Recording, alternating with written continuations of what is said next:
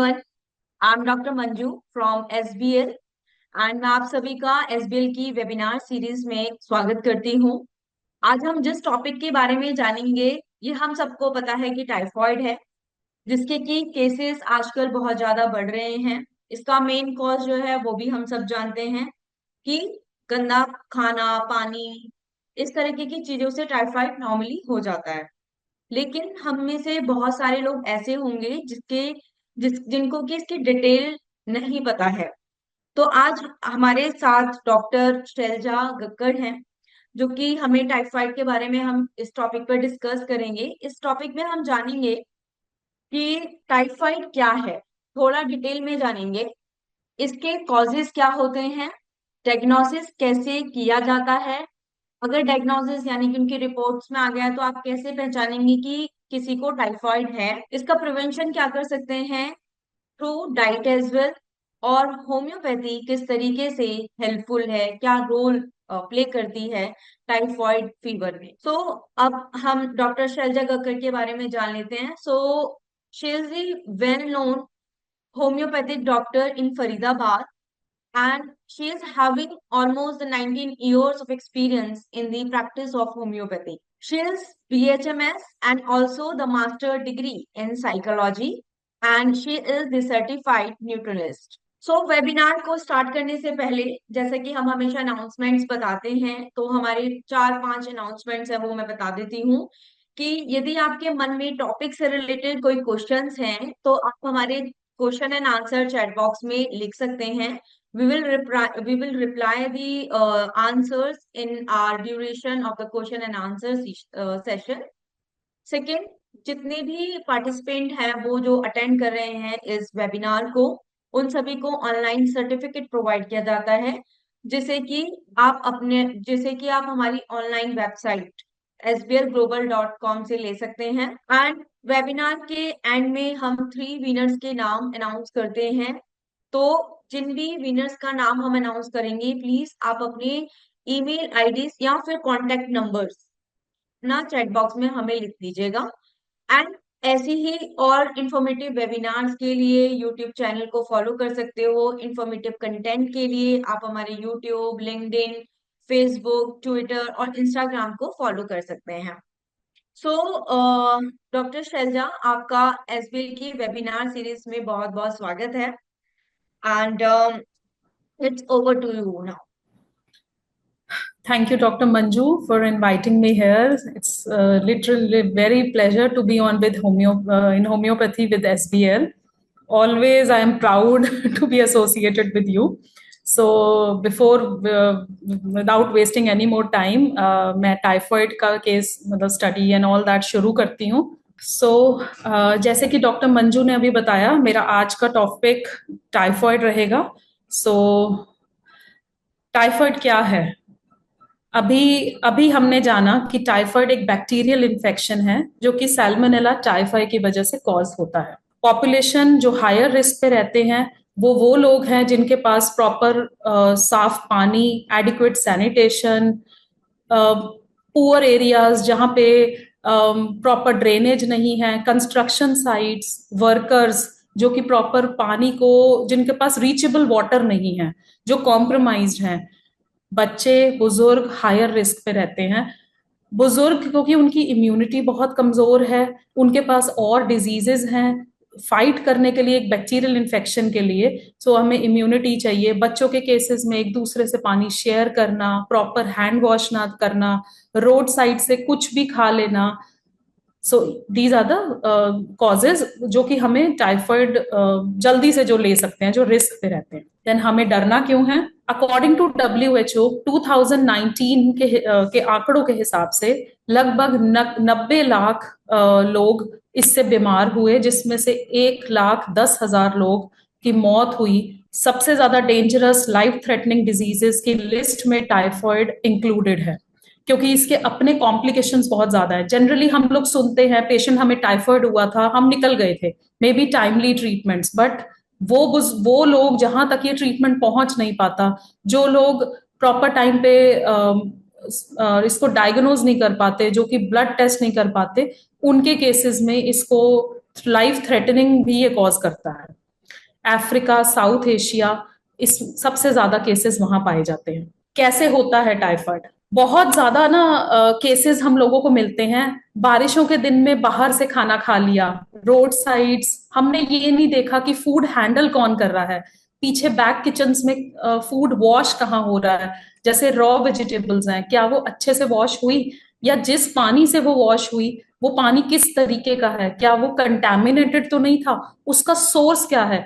हम अपने घर की किचन में खाना बना रहे हैं, हम जनरली आरओ वाटर से वेजिटेबल्स फ्रूट्स हम वॉश करके खा रहे हैं, but consuming that food which is road side food may be, और हम तो अच्छी जगह से भी खाने पर भी, बट बैक किचन में कितनी हाइजीन चल रही है, तो पानी इसका मेन कॉज लिया जाता है। And before even thinking of drinking और ईटिंग आउटसाइड, मुझे लगता है हमें थोड़ा सा सोर्स ऑफ वाटर को जरूर चेक करना चाहिए, वो इसका मेजर कॉज बनता है, majorly when we are into are this thing, change of weather, monsoon season, वहां ये ज्यादा पाया जाता है। देन एरियाज जो कि जिनके पास बहुत पुअर सैनिटेशन है, कंस्ट्रक्शन साइट्स हैं, बहुत पुअर अनडेवलप्ड एरियाज, जहां पे ना हम अपने बहुत नियर बाय क्लोज इलाकों में भी जहां ये मेड्स जिस जगहों से आती हैं, हम वहां क्या देखते हैं, ड्रेनेज पाइप, जो सैनिटेशन जो जहां पे सीवर्स हैं वो और पानी के pipes they are flowing all together, एक के ऊपर एक, किसी में भी लीकेज है, पानी की मिक्सिंग, देन प्रॉपरली हैंडल ना होना, इन लोगों तक प्रॉपर वाटर ना पहुंचना, that is again one of the causes. वहीं पर ही बैठ के ये खा रहे हैं, वहीं ये सब कुछ हो रहा है, प्रॉपर वॉशरूम्स ना होना, हाइजीन ना मेंटेन करना, that is the main cause of typhoid. Open sewers, जैसे अभी हमने डिस्कस किया, open sewers, contaminated water sources, एक दूसरे के साथ मिक्सिंग, ये इसका कॉज बनता है। देन कमिंग टू सिम्टम्स, इसके ना बहुत ही डिफरेंट वेरिड काइंड ऑफ, सबसे पहले जब ये रिप्रेजेंट करता है, ये कुछ अलग सा नहीं दिखता, first few days like 3 to 4 days में हमें बहुत नॉन स्पेसिफिक सा क्लिनिकली ये सब वायरल फीवर जैसा ये मिलेगा, हमें नहीं, पहले 3-4 दिनों में ये केस ऐसा लगेगा कि नॉर्मल सा वायरल फीवर है, 99 जैसा फीवर है, पेशेंट को सर दर्द है, वो बहुत थका हुआ है। So generally we start with general medicine, जैसे हम होम्योपैथी में there are medicine like arsenic album, जो हम फर्स्ट लाइन ऑफ ट्रीटमेंट में लेते हैं। बट जैसे जैसे पेशेंट 3 से 4 दिन बाद वापस आया कि नहीं डॉक्टर ये तो फीवर 99 से ऊपर ही जा रहा है, अब ये मेरा पहले 99 100 था, अब ये 101 104 तक भी टच के बीच में ये वेरी करता है, then the doctor gets alert. So इसके सिम्टम्स में क्या है, ग्रेजुअली फीवर बढ़ रहा है, पहले 4 दिन में आपको हल्का मिलेगा, ग्रेजुअली ये बढ़ता बढ़ता 101, जो कि बॉडी का बिल्कुल एनर्जी, उसका लिथार्जी बढ़ रहा है, एनर्जी जा रही है। एक और सिम्टम जो हमें फर्स्ट डे से, जो हमें अलर्ट शायद करता है या बाद में हमें और ज्यादा अलर्ट करेगा, that is consistent abdominal pain, हल्का सा पेट में दर्द बना हुआ है, क्योंकि जो बैक्टीरिया है वो अंदर अपना फ्लरिश कर रहा है, एक्चुअली इट इज ग्रोइंग, वो अपनी कॉलोनीज बना रहा है, वो उसको एक बड़ा अच्छा होस्ट ऑर्गेनिज्म मिल गया, so now the bacteria is flourishing. उसके साथ हेडेक्स मिल रहे हैं जो कि हल्के पुल्के कंसिस्टेंट बने हुए हैं, सम केसेस में हमें रैशेस दिखते हैं जिसको रोज स्पॉट्स बोला जाता है एब्डोमिनल एंड चेस्ट एरियाज में। Constipation and diarrhoea, now this is little tricky in typhoid. First few weeks में पेशेंट कंप्लेन्स कि मैं तो इतना हाई फाइबर फूड खा रहा हूँ, सॉफ्ट डाइट चल रही है, इतना पानी पीने पर भी हमारा पेट नहीं साफ हो रहा। So that also gives an alert, that's an alert basically कि कुछ तो है, ड्यू टू विच, क्यों नहीं तो अगर इतना वाटर हम दिन का 2 एप्पल्स भी अगर कंज्यूम कर रहे हैं या सॉफ्ट ब्लांट सी डाइट, तो एक नॉर्मल सा थोड़ा सा स्टूल तो पास होना चाहिए, बट ये कॉन्स्टिपेशन इज वेरी डिफरेंट, ये हार्ड स्टूल्स हैं, पेन्स हैं, पेट में दर्द है साथ में। आफ्टर फ्यू वीक्स पेशेंट बोलेगा, आफ्टर लाइक 2 to 2.5 weeks के बाद, अगर ये टेकन केयर नहीं है, अगर इसका डायग्नोज नहीं हुआ या इसका प्रॉपर मेडिकेशन नहीं शुरू हुआ, gradually in some cases we see that severe constipation, अब वो diarrhoea which is loose motions, बिल्कुल पतला पानी की तरह पास हो रहा है। इसमें भी एक और है, एक तो है बिल्कुल वाटरी स्टूल्स पास होना, लेकिन इसके वाटरी स्टूल्स का जो कलर है that is little yellowish green, that is very very foul smelling, क्योंकि उसमें अपने आप में ही बैक्टीरिया है, बहुत ज्यादा इंडाइजेशन है, सो वो एक और अलर्ट सिम्टम है। वो वहां पर patient and doctor should get alert and as soon as possible उसको इमरजेंसी लाइन ऑफ ट्रीटमेंट में डाला जाता है। Next is extreme tiredness, fatigue. ये तो डे 1 से चल रहा है। पेशेंट कह रहा है मुझसे उठा नहीं जा रहा, I am unable to eat, even my jaws, मेरे को च्यू करने में हार्ड फूड भी एक एफर्ट है। I am sleeping the whole day, I have it needs a lot of courage to even eat that thali of food, जो एक खाना का एक प्लेट आ रहा है, मैं इसे कैसे खाऊं, मैं बहुत थका हुआ हूं। ये मुझे बहुत ऑफनली क्लिनिक पे मिलते हैं। पेशेंट को लाना, उसको पकड़ के ला रही है फैमिली, इवन दो वो यंग पेशेंट है, छोटा बच्चा है, बहुत टायर्डनेस है। एपेटाइट लॉस डे 1 से है। खाना देखते ही पेशेंट का पहला क्या आता है, ऐसे लग रहा है जैसे ये खाना ना देखने पर मुझे लग रहा है मुझे वॉमिट हो जाएगा, या प्लीज आप खाना ना दूसरे रूम में ले जाओ, या आप किचन में कुक कर रहे हो, प्लीज मेरे रूम का डोर बंद कर दो।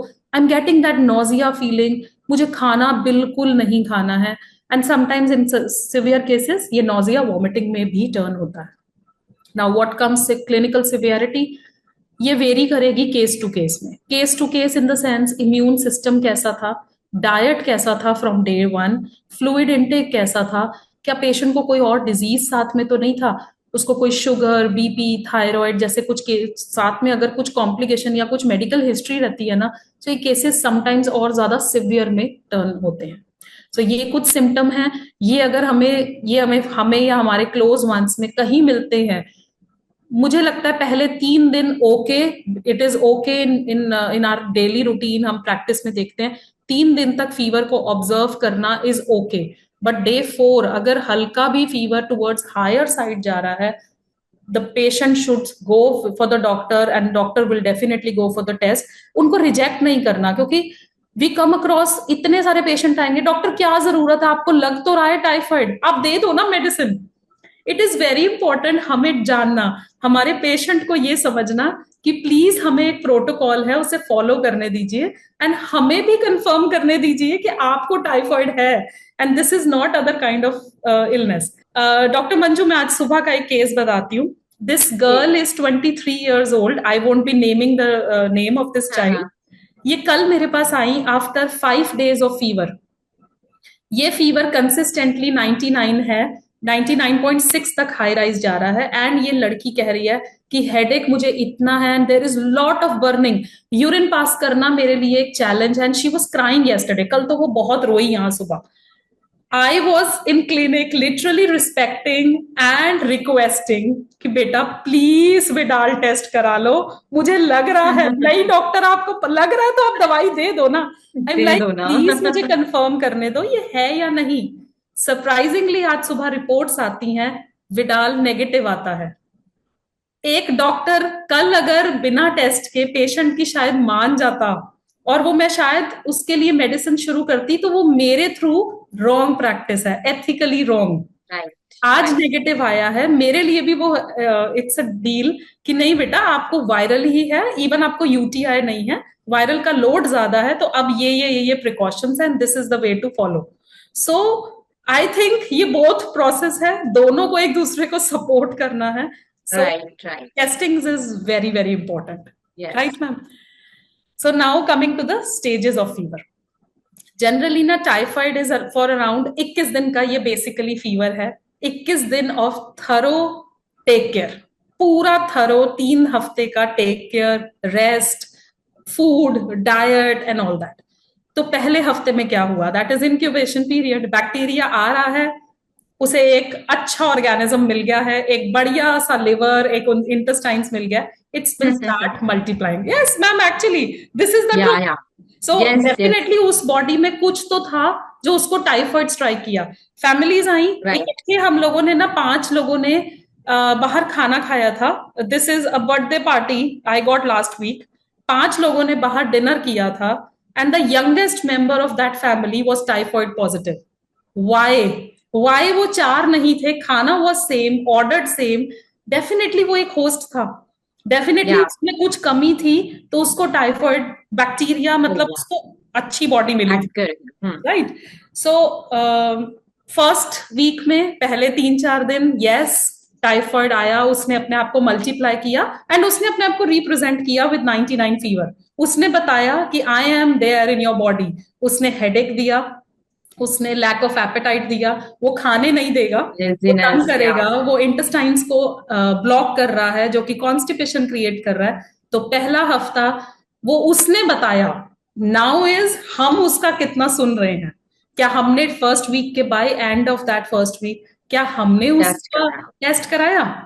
If hmm. यस, तो you have won the battle. तो won the battle right. Means yes, हमने राइट टाइम ट्रीटमेंट स्टार्ट किया।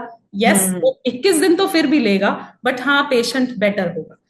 इफ नॉट, नहीं गए जी, हम तो क्रोसीन खाते रहे। आई हैव पेशेंट्स, हम पिछले 8-10 दिनों से तो डोलो खा रहे हैं, हम क्रोसीन खा रहे, सोच रहे थे हो जाएगा and this and that, so नहीं हुआ। Next is onset stage. यहाँ पर अब पेयर्स पैचेस अपेयर हुए, यहाँ इंटेस्टाइन्स और ज्यादा वीक हुई। यहाँ इंटेस्टाइन्स में बेसिकली जो सेल्स थे, it starts grating gradually down. अब वो कह रहे हैं कि मुझसे खाना नहीं पच रहा and the body starting getting weak. यहाँ फीवर 101 को क्रॉस कर रहा है, हर 4-5 घंटे में फीवर आ रहा है। अगेन यहाँ पर भी वार्निंग है, समझ जाओ, सुन लो, अभी भी ट्रीटमेंट ले लो। राइट? इफ यस, अगेन घर पे ये केस डील किया जा सकता है, again with a thorough rest and very good diet. If no, now comes the plateau stage. Now, this is the most dangerous stage of typhoid, जहां actually में ना we as homeopath we can not do help anything. We are like, हम यहाँ पे मदद नहीं कर सकते, क्योंकि वो जो मोशंस है ना, जो अब जो लूज मोशंस हुए हैं, वो लूज मोशंस इतने ज्यादा हो चुके हैं कि पेशेंट अब वॉशरूम तक जाने की भी एनर्जी खो चुका है। तो इसके जैसे केसेस क्लिनिक तक तो पहुंचते नहीं, फैमिली बता रही है कि वो तो उठ के कर नहीं पा रहे हैं, दिस एंड दैट। हम इमरजेंसी में बोलते हैं कि आपने ध्यान नहीं शायद दिया है या कुछ भी डिस्टर्बेंस हुई है, इमीडिएटली इस पेशेंट को एडमिट कराओ, क्योंकि इसके कॉम्प्लिकेशंस बहुत ज्यादा है। नाउ कॉम्प्लिकेशंस में आऊंगी अभी उन पर। यहाँ पर बॉडी में रोज स्पॉट्स भी नजर आएंगे, ये अलार्मिंग स्टेज है। ये स्टेज अच्छी खासी कॉम्प्लिकेशंस लाती है। इस स्टेज में अगर हम अच्छे से निकल गए हैं, वैसे हॉस्पिटल्स मैनेज कर जाते हैं, निकल गए हैं, तो एक्चुअली आगे बहुत लंबा टाइम अब लगेगा, इसमें से मिनिमम 3 months ऑफ रेस्ट लगेगा अगर पेशेंट प्लेटो तक पहुंचा है तो। Now next is fourth stage, which is defervescence stage. यहाँ पर फीवर अब ग्रेजुअली डिक्लाइन कर रहा है। ये आया भी ग्रेजुअल था, ये जाएगा भी ग्रेजुअल। हमारा 101 102 फीवर सडनली 97 96, जो हम एक जनरल सा क्रोसीन या ऐसा कुछ टैबलेट लेके ना वी मेजर फीवर, वो पेशेंट कहेंगे अरे हमारा तो 96 97 भी पहुंच जाता है।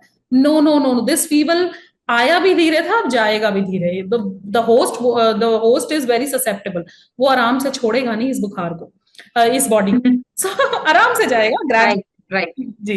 सो फीवर गया, ग्रेजुअली डिक्लाइन हुआ विद अगेन धीरे धीरे डिक्लाइनिंग ऑफ सिम्टम्स। पहले भूख गई थी तो लास्ट में भूख आएगी धीरे धीरे, लेकिन पेशेंट को इंसिस्ट किया जाता है कि नहीं, आप थोड़ा बहुत खाते पीते रहो, बिकॉज ये वो स्टेज है, आप हो जाएंगे ठीक।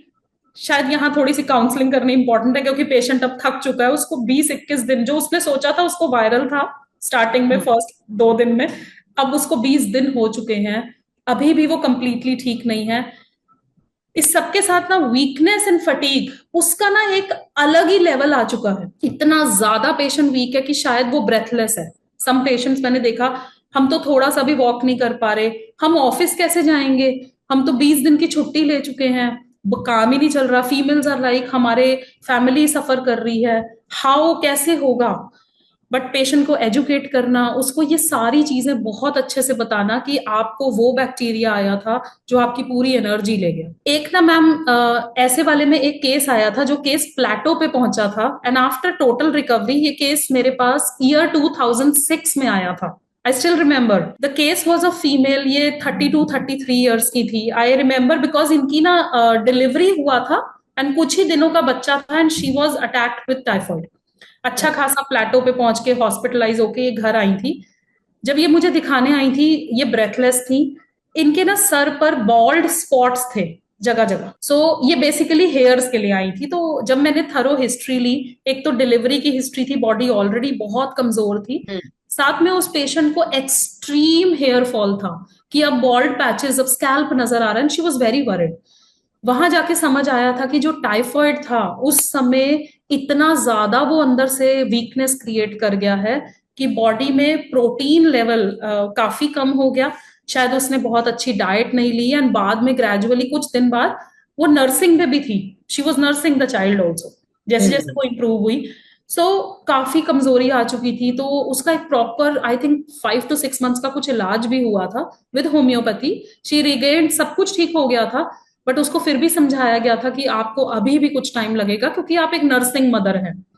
तो एक्चुअली में कमजोरी प्लस कमजोरी के साथ, प्लस मैंने और भी केसेस में, डायबिटिक केसेस में, टाइफाइड में बहुत हेयर फॉल, नेल्स का पैटर्न बदल जाना बहुत ज्यादा देखा है, स्किन बिल्कुल सैग हो जाना, एनर्जी, एक्चुअली डिहाइड्रेशन इसको उस एंगल से भी बोलेंगे। So next is diagnosis, how to diagnose, when to diagnose, how to diagnose, उस डायग्नोसिस के साथ और क्या क्या, एंड एवरीथिंग।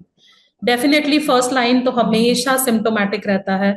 हमेशा हम सबसे पहले पेशेंट, डेफिनेटली पेशेंट सीधा तो जाएगा ही नहीं है सारे टेस्ट कराने, डॉक्टर तक पहुंचेगा, वो अपने सिम्टम्स लिखेगा, बताएगा, डॉक्टर उसको नोट डाउन करके पूरा चेक करेगा कि कौन कौन से टेस्ट, क्या ये वाकई ही टाइफॉइड का केस है। तो डेफिनेट जो अभी हमने सिम्टम्स को पे बात की, पेशेंट वो अगर सिम्टम्स ला रहा है सिम्टोमेटिक अप्रोच के बाद, नेक्स्ट टेस्ट आता है ब्लड टेस्ट, जिसमें हम सीबीसी, क्योंकि टीएलसी काउंट्स देखने हैं, ईएसआर देखना है, प्लेटलेट काउंट देखना है, ऑल टुगेदर के साथ हम विडाल टेस्ट कराते हैं। जब ऐसे जनरली फीवर आते हैं, हम पूरे fever profiles, malaria, NS1 antigen जो डेंगू का टेस्ट है, सारे करा के जो भी पॉजिटिव है, अगर विडाल पॉजिटिव आता है तो आगे उस हिसाब से चला जाता है।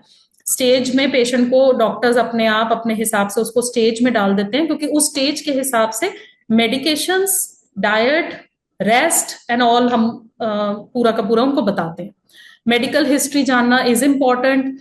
अगर पेशेंट डायबिटिक है, पेशेंट ब्लड प्रेशर पेशेंट है, वो हार्ट पेशेंट है, या कोई नेसेसरी मेडिसिन है, मेरे पास एक आर्थराइटिस की केस था, वो उनको आर्थराइटिस की अगर वो मेडिसिन नहीं लेंगी तो वो तो वॉशरूम तक भी नहीं जाएंगी, इवन रात में सोते समय साइड चेंज करना भी डिफिकल्ट है, बट इधर से टाइफाइड आ चुका है, बॉडी में ताकत ही नहीं है। उस पेशेंट को कैसे, उसका मेडिकल हिस्ट्री जानना जरूरी है।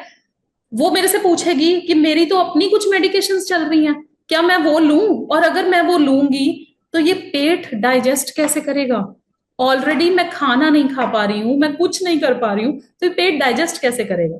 सो मेडिकल हिस्ट्री जानना है, उस हिसाब से डाइट एंड एवरीथिंग का पूरा बताना। केस अगर सेकेंड टू थर्ड स्टेज में एंटर हुआ है तो stool culture, urine culture, x-rays, अगर पेशेंट को बहुत ज्यादा खांसी जुकाम साथ में, ये बैक्टीरिया है, ये लंग्स को भी अफेक्ट करेगा, वो निमोनिया क्रिएट कर सकता है, अभी हम जाएंगे उस तरफ भी। सो म्यूकस बहुत बनेगा, क्योंकि बैक्टीरिया है, वो तो सबसे इजी ऑर्गन्स ढूंढेगा टू सी कि एक्चुअली में क्या क्या, कहाँ कहाँ वो अपना स्प्रेड हो सकता है। So now coming to the complications.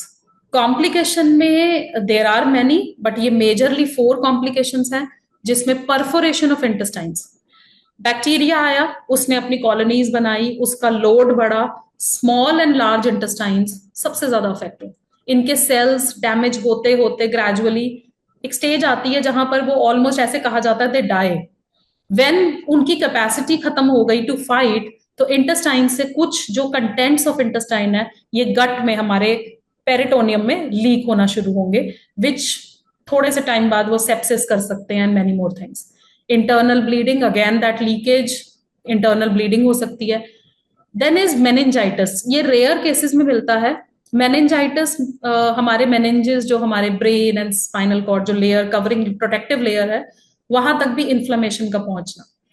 Pneumonia, chest में बैक्टीरिया अच्छा खासा फैल चुका है, पेशेंट अनएबल टू ब्रीथ है, वो ब्रेथलेस है, बिकॉज नॉट प्रॉपर मेडिकेशन दिया, ढंग से नहीं दिया गया, उस केस को प्रॉपरली डील नहीं किया गया। इन चारों के अलावा बहुत सारे एक क्रॉनिक कॉम्प्लिकेशंस भी आती हैं, I haven't mentioned here because वो सब में नहीं मिलती, बट बहुत ज्यादा केसेस में मिलती भी है। सो क्रॉनिक कॉम्प्लिकेशन मतलब क्रॉनिक फटीग है, हमें ना 6 महीने पहले टाइफाइड हुआ था, आज भी बोन्स में पेन है, 6 महीने पहले टाइफाइड हुआ था, हम तो अभी भी उतने ही थके हुए हैं, किसी चीज का मन ही नहीं करता, हैप्पीनेस ही नहीं है, पता नहीं क्या हो गया जब से वो टाइफाइड हुआ है। सो ये क्रॉनिक कॉम्प्लिकेशंस में आता है, जहां ब्रेन लेवल भी कहता है कि मैं थक गया हूं, क्योंकि मे बी उस समय का डिहाइड्रेशन आज भी क्रॉनिक कंडीशन में वो तंग कर रहा है। सो कॉम्प्लिकेशंस को कि ये कॉम्प्लिकेशंस ना हो, इवेंचुअली कोई बड़ी बात ना हो जाए, तभी हमारी कोशिश होती है कि हम थर्ड स्टेज ऑफ टाइफाइड में पेशेंट को एंटर ना होने दें। That is very very important. Basically hospital पहुंचाने पर ना जो सबसे पहले टेस्ट होते हैं वो विडाल की मेडिसिन जो आईवी फ्लूइड्स के थ्रू जब चढ़ती हैं, सबसे पहले टेस्टिंग में देखा जाता है किसी कॉम्प्लिकेशन में तो पेशेंट नहीं फॉल हो गया। अल्ट्रासाउंड्स बहुत इंपॉर्टेंट होते हैं इस केस में, कि कहीं कोई परफोरेशन तो नहीं स्टार्ट हो गया। तो these are certain complications. Next is what are the signs of recovery.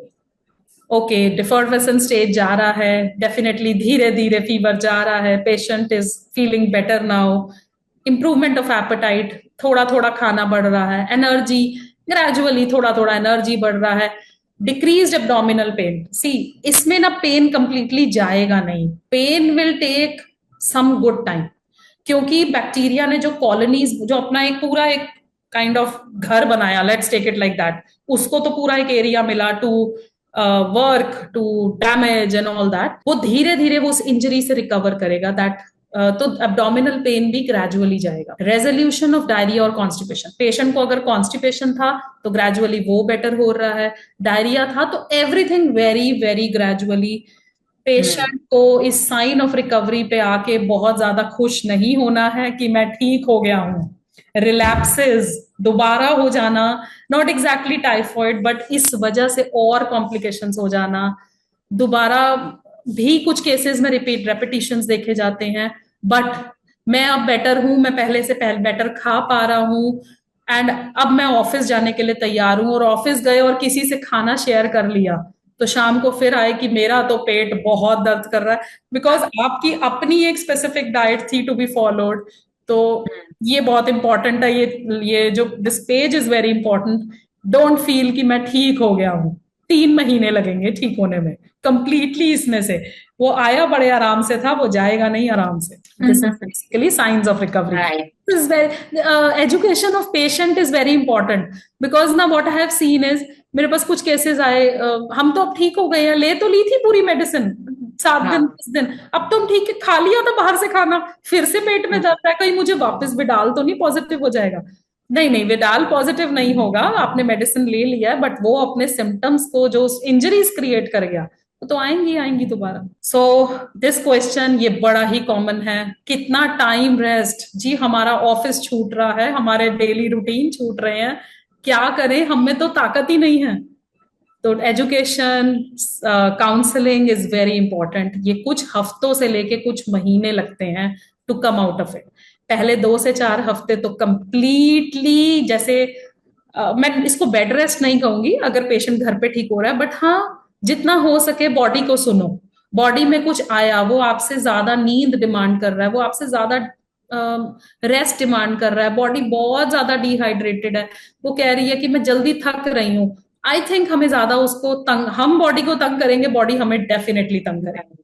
So adequate rest इस समय सबसे फोरमोस्ट माना जाता है। हम लोग तो पेशेंट्स को बोलते ही चले जाते हैं कि आप सुनिए, आप समझिए बॉडी को, और बार बार बार बार हर विजिट में पेशेंट को समझाया जाता है कि अभी इसको ऐसे मत लीजिएगा कि हो गए अब 3-4 हफ्ते, 1 महीना बीत गया। No, 3 months, sometimes 6 months, sometimes 1 year, it takes good, very good time to come out of it. So कुछ ना मिथ्स आते हैं कि जैसे कोविड आया, कोविड में क्या कहा, एक पेशेंट को कोविड हुआ उसे क्वारंटीन कर दो। Yes ma'am. सो क्वारंटीन क्यों कर दो? क्योंकि that was a viral infection, वो एक से दूसरे को स्प्रेड होगा। चलो लेट्स लीव कोविड, वो तो चलो बहुत ही अच्छे से एक्सपीरियंस हुआ, मतलब हर एक ने एक्सपीरियंस किया। नॉर्मल सा वायरल फीवर है, एक बीमार हुआ है ना, अब तो हम सारे ही बीमार हैं, थोड़े थोड़े सिम्टम्स ना सभी को आ रहे हैं, बिकॉज यस वो वायरल फीवर है, वो एक दूसरे से ट्रांसफर हो सकता है, ये वायरल नहीं है। इस मिथ से निकलना है कि ये बैक्टीरियल है, ये किसी भी तरीके की किसिंग, टचिंग, गले मिलना, इससे स्प्रेड नहीं होगा। सो डायरेक्ट ट्रांसमिशन नहीं है। हाँ, बाद में क्रॉनिक केसेस में समटाइम्स देखा जाता है, क्योंकि वो कैरियर बन जाता है फिर पेशेंट जो है, but first few weeks no no, ये एक दूसरे से ट्रांसफर नहीं होना है। पेशेंट के साथ एक इमोशनल सपोर्ट के लिए कोई ना कोई होना चाहिए, उसे टाइफाइड Right. नहीं होगा। कैन टचिंग द सर्फेसेस, ये मैंने स्पेशली मेंशन किया क्योंकि बहुत कॉमन क्वेश्चन है जो मुझसे जनरली पूछा जाता है। मैम उस वो ना टीवी देख रहे थे, उनके हाथ में ना रिमोट था, क्या हम्म। मुझे भी हो जाएगा? This is very very common. या वो जो वॉशरूम्स यूज कर रहे हैं, क्या मुझे भी हो जाएगा? देखो, hygiene is important when it Very comes to important, your right? Bathroom work, but phone and ये जो जनरल घर की जो प्रोडक्ट्स हैं, मटीरियलिस्टिक प्रोडक्ट्स मैं इनको बोलूंगी, इनके साथ वो उन्होंने हाथ लगाया, हमें भी हो जाएगा? नो, नहीं होगा, नहीं होता टाइफाइड ऐसे स्प्रेड। ये बैक्टीरियल इन्फेक्शन है, ये वायरल नहीं है, एक दूसरे से स्प्रेड नहीं होगा। ये स्लाइड बनानी बहुत इंपॉर्टेंट थी बिकॉज ये क्वेश्चन बहुत सारे लोग पूछना चाहते भी हैं तो पूछ नहीं पाते, बिकॉज इसको ये आया तो फीवर के फॉर्म में ही है ना। सो इसलिए दिस वाज वेरी इंपॉर्टेंट है। Now prevention, what to do. As we discussed about causes, हमने कॉजेज डिस्कस किए, तो हमें प्रिवेंशन भी सेम उसी तरीके से डिस्कस करना है। प्रिवेंशन, बाहर का फूड खाना नहीं, एटलीस्ट जो वेंडर है, जो फूड हैंडलर है, उसको जरूर देखिए, उसको जरूर चेक करिए खाना कहाँ से आप खा रहे हैं। चाहे हम अच्छी से अच्छी किचन से भी खा रहे हैं, बट बेटर है एटलीस्ट चेंज ऑफ वेदर में मैं हमेशा कहूंगी कि आप घर का खाना खाइए, फ्रेश खाना खाइए। रॉ खाना अगर कोई भी like fruits, apples, like Correct. हम sometimes we are eating, most of the time ये चीजें रॉ हम्म। खाई जाती हैं। ये कैसे वॉश हो रही हैं, वॉश के लिए पानी कौन सा यूज हो रहा है, बहुत इंपॉर्टेंट है। अंडर कुक फूड अच्छा नहीं है। Then is safe water practices. हर घर में साफ पानी ही है, हर घर में आरओज, मिनरल, बिसलरीज सब हैं, बट क्या हमने अपनी वाटर बॉटल्स चेक करी? क्या हमने उनको रेगुलरिटी से वॉश किया? क्या हमारा बच्चा पार्क से खेल के आया, हमने उसके हैंड वॉश प्रॉपरली कराए? क्या हमने उसकी पार्क की बॉटल को everyday, most of the females are doing, but negligence से बहुत सारे डिजीजेस आर वेलकम्ड। सो पानी, फूड सबसे इंपॉर्टेंट है, गुड हाइजीन। एक Thank और you. चीज है travelling to endemic areas. Endemic areas in the sense जहां पे टाइफाइड फैला हुआ है, जहां जैसे आजकल इन दिनों टाइफाइड बहुत फैला हुआ, बहुत कॉमन है टाइफाइड। इसके पीछे कोई वजह ये नहीं है that I am in Faridabad right now कि फरीदाबाद में टाइफाइड फैला हुआ, नो नो। कुछ रिलेटेड है, कहीं पे पानी में डिस्टर्बेंस है जो कि हम जैसे लोग अपने केबिन में बैठे हैं, हम नहीं डिटेक्ट कर सकते वो पानी की कहाँ डिस्टर्बेंस है, कहाँ से अच्छे घरों के लोग भी बीमार पड़ रहे हैं। मैं उन poor, lack of sanitation areas तक तो जा ही नहीं रही हूँ। मैं तो बात कर रही हूँ कि हम जैसी फैमिलीज के लोग भी अगर टाइफाइड से अफेक्ट हो रहे हैं, इसका मतलब कहीं ना कहीं पानी की वाटर पाइप से गड़बड़ है। So the best and one more thing ma'am, जी कि कहीं ना कहीं हम लोगों की इम्यूनिटी भी बहुत वीक है, तो उस बिल्कुल बात मैम, पे ध्यान देना बहुत जरूरी है। बिल्कुल हमारी इम्यूनिटीज कमजोर हैं, हम बहुत जल्दी ले सकते हैं हाँ। इन्फेक्शंस को। इसीलिए ना हम्म। मैंने ये वाटर बॉटल्स की बात बीच में डाली, ये हाँ। बहुत इंपॉर्टेंट है, ये सबसे ज्यादा मुझे लगता है घरों में this is important. Hmm.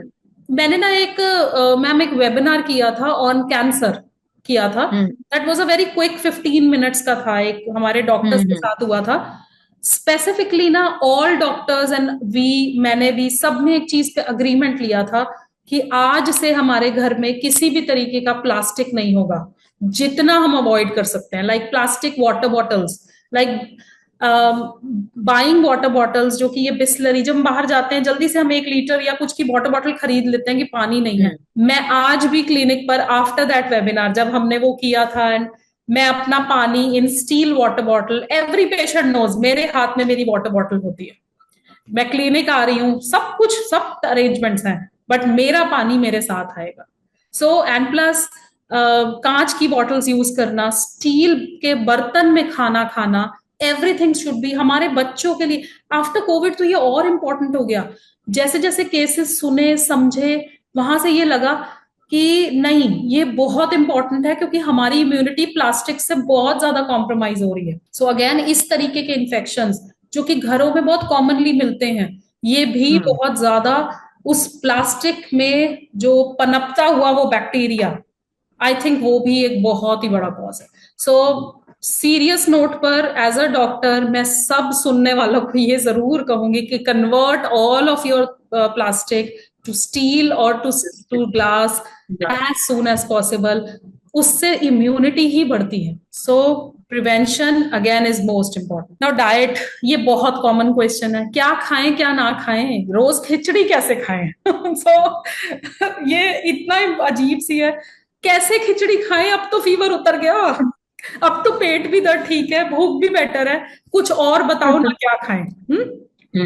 As a nutritionist मैंने इस पे बहुत डीप स्टडी किया. मैंने डाइट्स तैयार की. खैर मैंने अभी बहुत कॉमन लिखा, बट मैं साथ में कुछ बहुत सारी चीजें बताऊंगी अभी, विच इज वेरी इंपॉर्टेंट एक घर में जहां एक टाइफॉइड का केस है. सो बहुत इजी. हमारा लिवर, हमारी इंटेस्टाइन्स, इसको ऐसे एक बात पे समझाया जाता है कि देखो आपको ना एक इंजरी हो गई है, अंदर एक इंजरी है, उस इंजरी को ना ठीक करना है. इस इंजरी को मैं थोड़ा और लेमन में बोलूंगी, एक चोट लग गई है. चोट पर हम नमक नहीं डाल सकते. Very very, I think this is the most easy way to explain.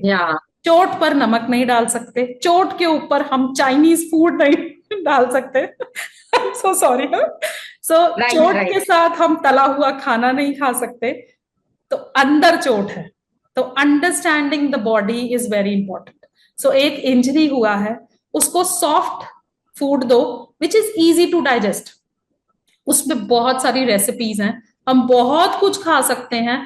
Only khichdi is not the solution. Many more food items, many dietary things I will be explaining you soon. So important is bland, soft, easy to digest food. Now, what are these? Suji is very easy to digest. थोड़ा सा सूजी, more of vegetables into it. Make us थोड़ा सा हल्का सा uttapam. Eat it. Upma, utpam. You can eat it. Huh? You can eat vegetable poha. Now, कौन सी vegetables? कौन सी डालें और कौन सी अवॉइड करें if we are making इस तरीके के कोई meals? गाजर and beans very very good, very easily digestible. इनको बॉईल कर सकते हैं एंड वी कैन एक्चुअली, हम इसको इन प्रोडक्ट्स में ऐड करके एक अच्छा सा मील बना सकते हैं. हम खिचड़ी बनाएं तो उसमें हम अगेन ये वेजिटेबल्स डाल के दलिया खिचड़ी हम इस तरीके से बना सकते हैं. हम मूंग की दाल, लाल मसर दाल के साथ chapati, rice, boiled rice, not any other form of rice. Yes, हम फिलहाल हम बिरयानी नहीं खा सकते, बट यस हम बॉइल्ड राइस खा सकते हैं with a good form of dal हम ले सकते हैं. हम इस तरीके के मील्स बना सकते हैं. एक बहुत अच्छी चीज, एक ना मैम ऐसी कंडीशंस में कोविड में भी लोगों ने रिकवर किया विद दिस सूप. ये एक क्लियर वेज सूप बनता है जिसमें आई ऑलवेज फोकस कि हम मिनिमम 5 वेजिटेबल्स उसमें यूज करें, जिसमें से बीन्स, गाजर, अनियन, टमेटोज, पनीर, घर में आपके फ्रिज में रखा थोड़ा सा सीताफल, घिया, टिंडा. You can use many of them. There are many of vegetables.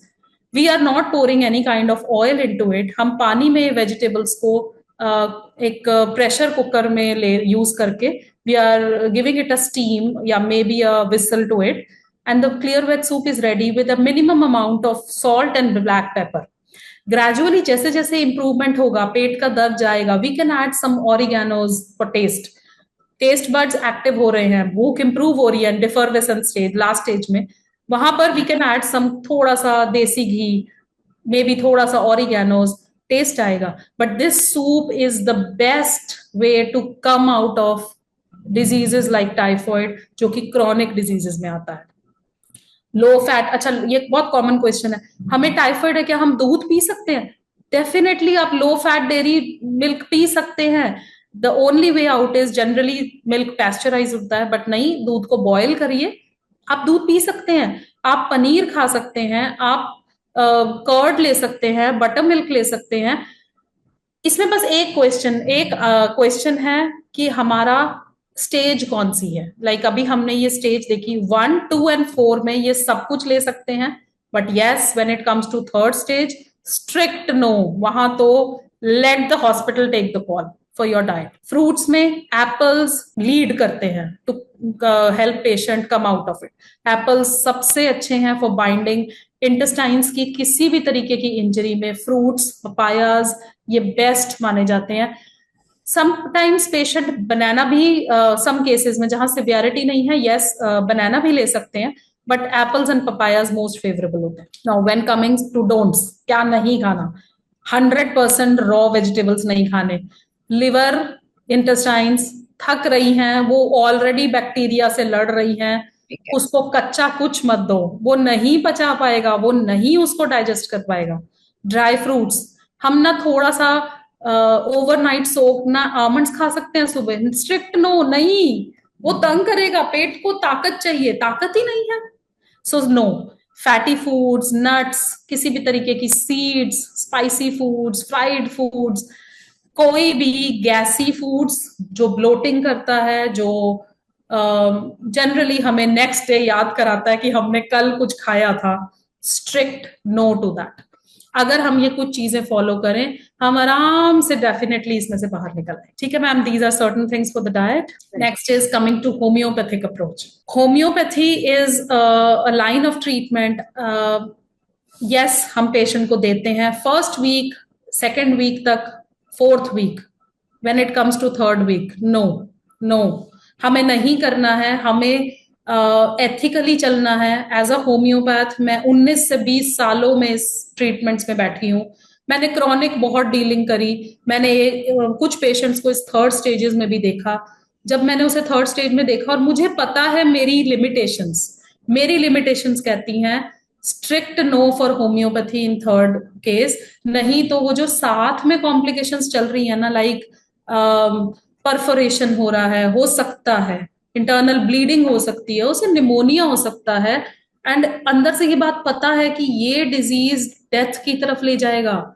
So I request all the fellow homeopath, already everyone must be knowing, but strict no, हम नहीं कर रहे हैं थर्ड स्टेज में। But yes, when it comes to first, second and fourth stage, we can deal with that very nicely. हमारे पास बहुत सारी medicine है। मैंने फर्स्ट फ्यू जो कि बहुत कॉमनली यूज होती है, बहुत सारी हैं, ये सिर्फ 5 नहीं है। सो ब्रायनिया एल्बा, ये कॉमनली हमारे क्लिनिक्स पे यूज होती है फॉर कंडीशंस जहां पे बहुत ज्यादा थर्स्ट है, माउथ में बहुत ज्यादा ड्राइनेस है, पेट में बहुत दर्द है, एंड जॉइंट पेन्स है। एक्चुअली ना ड्राइनेस है हर जगह पर इसमें, ब्रायनिया में। So Bryonia repetition for 2 to 3 times a day for just 5 days, patient बहुत अच्छा रिकवर करता है। इसके साथ समटाइम्स अगर नोजिया है तो हम एक सिंगल डोज इपिकॉक की भी देते हैं। Then comes rhus tox. Rhus tox is a great remedy for this typhoid. इसमें ना जो पेशेंट को बहुत ज्यादा रेस्टलेस है, वो कह रहा है मैं एक जगह पे बैठ ही नहीं पा रहा, बैठने पर मुझे बस ऐसा लग रहा है मैं बार बार जगह चेंज करूं, जहां बैठता हूं बॉडी वहीं स्टिफ हो जाती है। ये ना जनरली हमें सेकेंड या फोर्थ स्टेज पे मिलता है। जहां बैठता हूं बॉडी वहीं स्टिफ है, बॉडी में इतना अनइजीनेस है, घबराहट है, जॉइंट पेन्स इतनी ज्यादा है कि मुझे एक एफर्ट लग रहा है कि मुझे एक साइड चेंज करने का, उठने बैठने का। मैं कमोड पर वॉशरूम में बैठा हूं तो मुझे उठने के लिए आई नीड सम स्ट्रेंथ, एक कोई मुझे सपोर्ट मिल जाए, स्ट्रेंथ हो, तो rhus tox is the medicine for choice. Baptisia, homeopathic में बैप्टीशिया टाइफॉइड के लिए सबसे पहले नाम है, सबसे पहले। बट रस्टॉक्स मुझे लगता है वो भी एक साथ में मेडिसिन मिलता है। सो टाइफॉइड के लिए बहुत डल फीलिंग है बैप्टीशिया में। पेशेंट कह रहा है मैं बिल्कुल, मेरे से बात भी मत करो, लाइट ऑफ कर दो, मुझे बात ही नहीं करनी, मुझे बस सोना है। इस पेशेंट को उठा के खाना खा लो, कुछ तो खा लो। ये पेशेंट, बैप्टीशिया पेशेंट जनरली कह रहा है मेरा जॉ भी तंग हो रहा है, मुझे इतना हैवीनेस है बॉडी में, इतना स्टिफनेस है कि एवरीथिंग मुझे इस टाइफॉइड की कंडीशन में पेशेंट जनरली बैप्टीशिया का कहेगा मुझे ना चबाने के लिए भी ताकत चाहिए, and I don't have that, मेरे से खाना नहीं खाया जाएगा, give me something to drink, मैं पानी पी लूंगा बट मैं खा नहीं सकता। Next is belladonna. High fever, intensely high fever which touches 103, 102, जिसकी वजह से पेशेंट बिल्कुल रेड हो गया, फ्लश्ड फेस है, डिलीरियम है, अजीब अजीब सी बातें कर रहा है, थोड़ा सा डर लगता है इस केस में कि मेनिंजाइटिस जैसा कुछ ना आ जाए, या पेशेंट को ये मतलब बेलाडोना का पेशेंट ना अलग ही दिखेगा, बिल्कुल रेड। सो बेलाडोना, देन कम्स फॉस्फोरस, बहुत बर्निंग है, सिम्टम है कुछ कुछ केसेस में, बर्निंग के साथ बस ठंडा पानी दे दो।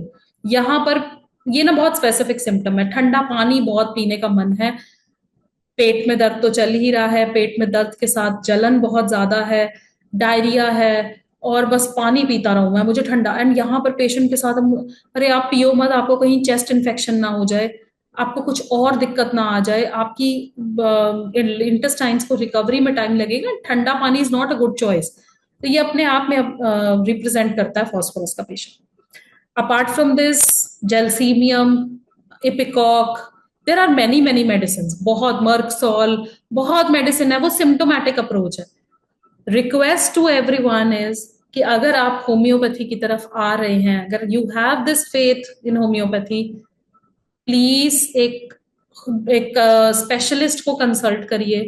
गूगलोपैथी very common, don't follow this Google आपको इतना ज्यादा, बिकॉज जो गूगल से पूछ रहे हैं आंसर वही मिल रहा है, जो नहीं पूछ रहे हैं वो बताना चाहता भी नहीं है। सो आई थिंक नो, आप डॉक्टर से मिलिए, एक ट्रेन्ड होम्योपैथिक फिजिशियन से मिलिए, वो आपको उनको कॉल लेने दीजिए कि क्या करना है, क्या डाइट है, एंड ऑल सब कुछ। होम्योपैथिक अप्रोच अगर लेना है तो आई ऑलवेज रिक्वेस्ट, डॉक्टर से मिलिए, उनसे बात करिए, उनको केस समझने दीजिए। वो शायद आपको हर 3 से 4 दिन में बुलाएंगे, बिकॉज वो होम्योपैथिक है। हाँ, वो जड़ से ठीक करेंगे, प्रॉपरली ठीक करेंगे, बट अपने आप से ये page is not for patients, no. ये नहीं करना है इस तरीके से कि हाँ हमें टाइफाइड है, थोड़ा सा पेट में जलन है, ये चलो तो मैं है। फॉस्फोरस ले लेता हूँ। नो, नो, ऐसा कुछ नहीं कर रहे हैं पेशेंट्स, ठीक है ma'am. So this is the homeopathic approach, and there comes an end. So I think patients को, अगर इफ दे आर एनी, तो समझ आया होगा, and this is the way typhoid should be dealt, properly dealing करनी है, हर चीज को समझना है, जल्दी में नहीं चलना है, टाइम देना है अपनी बॉडी को। ये टाइम डॉक्टर को नहीं चाहिए, डॉक्टर तो हर एक को चाहिए, बट अपनी बॉडी को टाइम देना है to recover, to come out of it, उस वीकनेस को अंडरस्टैंड करना है, बॉडी को समझना है कि वो क्या चाहती है। Right. So thank you ma'am for this informative presentation. Thank you. And I am sure कि बहुत सारे जितने भी हमारे व्यूअर्स हैं, डॉक्टर्स भी हैं इसमें, और जो जनरल लोग हैं वो भी हैं, काफी चीजें क्लियर हुई होंगी। राइट। एंड अभी हम question and answer session approach करते हैं। हालांकि हमारे पास थोड़ा सा टाइम कम है, बट हम एक दो क्वेश्चंस देख लेते हैं। अगर हम क्वेश्चन एंड आंसर्स की बात करें यहाँ पर, सो जो सबसे कॉमन क्वेश्चन है जो लोगों ने पूछा है, दैट इज, आई थिंक काफी क्वेश्चंस तो हम लोगों ने आंसर करे भी हैं। सो इसमें है क्वेश्चन की, time period of medicine in typhoid by the homeopathy. Time period of the treatment, या कैसे, मतलब मेडिसिन नो। तो रेपिटेशन? अगर कोई पेशेंट होम्योपैथी मेडिसिन ले रहा है टाइफॉइड के लिए, हम्म। तो उसका ट्रीटमेंट का जो ड्यूरेशन है वो क्या होगा? मैम सबसे पहले 21 डेज तो फॉर श्योर मेडिसिन लेना है, उसके बाद हम वापस से एक बार ब्लड टेस्ट जरूर कराते हैं to see that we have done it, हम नेगेटिव कर चुके हैं विडाल। हम्म। इसके बाद मेडिसिन के ऊपर फोकस ना करके डाइट पे फोकस किया जाता है, लाइफस्टाइल पे फोकस किया जाता है। कोशिश ये कहती और काउंसलिंग की जाती है पेशेंट की कि अगर आप अपनी डाइट एंड अपना लाइफस्टाइल ठीक रखेंगे तो हमें शायद आगे मेडिसिन की जरूरत क्यों है, हमें नहीं है। राइट। बट यस, अगर पेशेंट ने थोड़ी सी भी नेग्लिजेंस दिखाई है तो chronic side effects which leads to 3 से 6 महीने का ट्रीटमेंट, जो कि राइट। थकावट है, फटीग है, and many more things. So basically इसमें मैं भी ऐड ऑन करना चाहूंगी। जी। अगर हम होम्योपैथी की बात कर रहे हैं, तो जैसा कि हम सब जानते हैं कि सिम्टम्स पे काम करती है। यदि आपके सिम्टम्स होम्योपैथी ट्रीटमेंट से, होम्योपैथी मेडिसिन से ठीक हो रहे हैं, तो ड्यूरेशन ऐसा नहीं है कि आपको एक लॉन्ग टर्म के लिए लेना पड़ेगा, वो ड्यूरेशन आपकी कम भी हो सकती है। जैसे कि आपने कहा कि मेडिसिन ऑन टाइम लेनी है, डाइट ऑन टाइम लेनी है, आपका वाटर इनटेक साफ सुथरा होना चाहिए, हाइजीन मेंटेन होनी चाहिए। तो उसके इन सारे फैक्टर्स पे भी हमारी जो ट्रीटमेंट है इवन ऑफ द होम्योपैथी वो डिपेंड करती है। जी। राइट, तो अभी हम सेकेंड क्वेश्चन करते हैं start. So the same question, but yes this is related to the homeopathy. So इनका क्वेश्चन है, what are the key symptom to consider when selecting a homeopathic remedy for typhoid?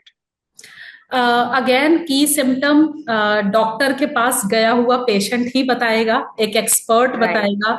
Patient को अपने आप से वो की सिम्टम्स नहीं ढूंढने हैं। एक चीज इसमें ना बहुत इंपॉर्टेंट है कैनी, जैसे पांचों उंगलियां अलग है ना, ऐसे हर केस डिफरेंट है। सो यस मैं यस। रिक्वेस्ट करूंगी अपने लिसनर को, आई थिंक आप अपने, अगर कोई पेशेंट है फैमिली में, आप एक डॉक्टर से मिलिए, होम्योपैथिक डॉक्टर से, let him take the key symptom. मुझे लगता है हम आज इतने ओपन हो चुके हैं कि एटलीस्ट इन माय प्रैक्टिस बहुत ओपन है, पेशेंट से पूरी बात करनी, उसको बताना राइट कि हम क्या कंसिडर कर रहे हैं, हम क्या कंसिडर नहीं कर रहे हैं, एवरीथिंग उसको ये बताना कि आपने, आपको मैं ये क्यों दे रही हूँ, क्यों मैंने ये सब किया, मैं क्या बता रही हूँ। बट मुझे लगता है ये कॉल पेशेंट को नहीं लेनी है कि क्या की सिम्टम है। राइट। जी बिल्कुल, फर्स्ट 3 डेज के बाद अगर सिम्टम्स आपको दिखते हैं, वो एक की सिम्टम आ सकता है कि नहीं ये कुछ नॉर्मल नहीं है, ये वायरल नहीं है। That is the yes. Time की call a doctor, visit a doctor, let him take the case and study. ठीक है ma'am. Yeah, next question is, can homeopathy help in preventing typhoid complication? Yes, अगर patient stage 2 तक भी पहुंचता है, I would say 100 on 100, we try yes. Our level best. We are a homeopathy which has created miracles.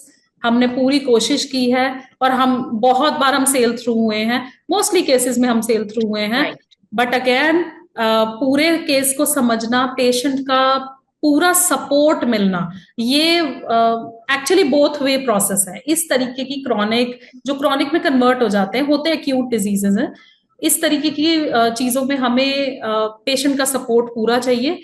Yes, completely हम complications को बचा सकते हैं। Right. Thank you ma'am for this answering all these questions. Thank अभी you so जैसा much. कि हमने webinar का स्टार्ट होने में बोला था कि हम थ्री बेस्ट क्वेश्चंस के जो नेम होते हैं, not the questions but the who asked the questions, उनके हम नाम अनाउंस करते हैं। तो इनमें सबसे पहला नाम है doctor Anil Sharma, second is Shalu Malik, and third is Tilak Raj Arora. So आप तीनों से प्लीज रिक्वेस्ट है, आप अपना contact number, question and answer जो चैट बॉक्स है उसमें जरूर लिखो, because it will be easy for SBL team, ताकि आप लोगों से कोऑर्डिनेट किया जा सके timely. Right, and again thank you ma'am for presenting the webinar, giving your time for the SBL platform, and even thank you for the viewers who joined us and who listen all this the presentation about the typhoid, and I'm sure सभी को बहुत फायदा हुआ होगा, right? So thank you ma'am. Thank you so much, Dr. Manju, and the whole team of SBL behind you. I am very, very thankful for giving me this opportunity to speak on this platform. Thank you so much, ma'am. Thank you. Yeah, thank you ma'am, thank you everyone. See you in the next webinar.